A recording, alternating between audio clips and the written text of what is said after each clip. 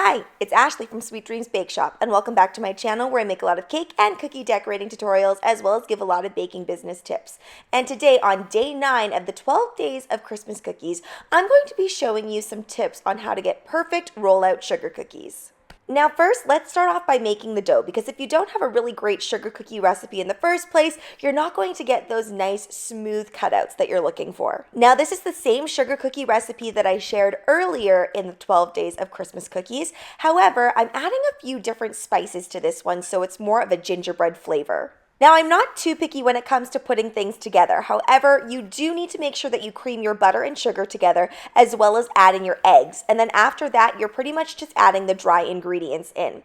And my particular recipe doesn't have a whole lot of leavening agents. And this is going to help make sure that everything is nice and perfect on the edges, but has a little bit of a puff. I know some recipes that omit any leavening agents whatsoever, and it does create a really nice tight edge, but I like my edge to be slightly more rounded.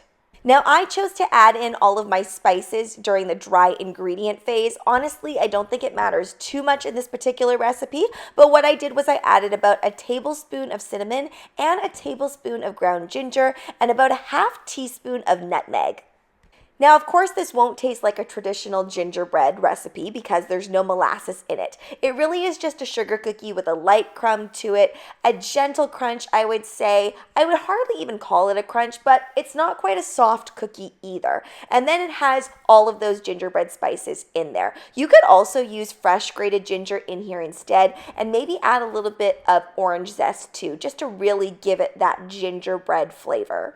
Now this mixing portion is very important when it comes to contributing to that smooth feel of the dough. You want your dough to come together relatively easily. You don't want a whole lot of dry patches to it. If you see a lot of excess flour, that might cause your dough to crack. And when we're going for really smooth cutout cookies, we need to make sure that this texture is perfect. You also want to make sure that you do not overmix, because if you overmix, then you're also going to get really tough cookies. Then you want to make sure you chill your dough for about 30 minutes before trying to roll it out. And my recipe actually reduces the amount of flour that we originally incorporate.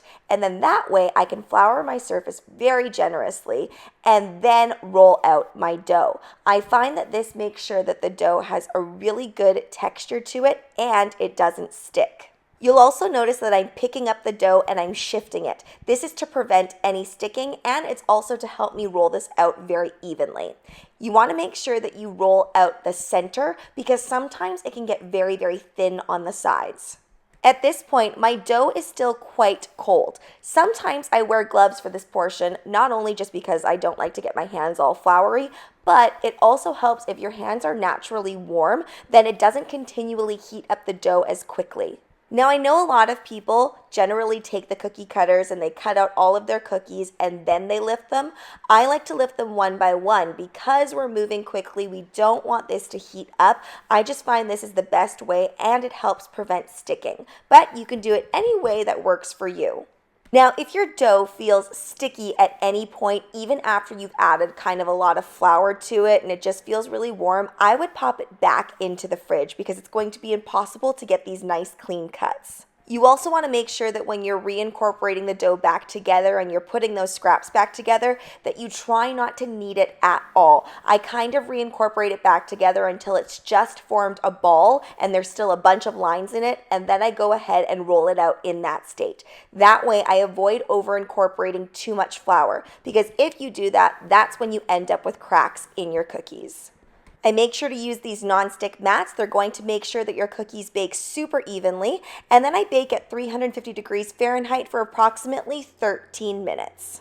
There's not a drastic size difference with these cookies, so it's totally okay to bake them all together. But if you're making mini cookies, I suggest that you bake all your mini cookies together and all your regular size cookies together. And if you're worried about spreading, make sure to pop your cookie sheets in with the cutout dough and put them into the fridge for about 15 minutes before baking. Thanks so much for watching, guys. Don't forget to like, share, and subscribe so you can be part of the Sweetie fam. Right now, I'm uploading every single day for Vlogmas, so be sure to come back tomorrow to see what I do for the 12 days of Christmas sugar cookies. Also, be sure to comment, request, or ask a question. I love hearing from you guys. Bye!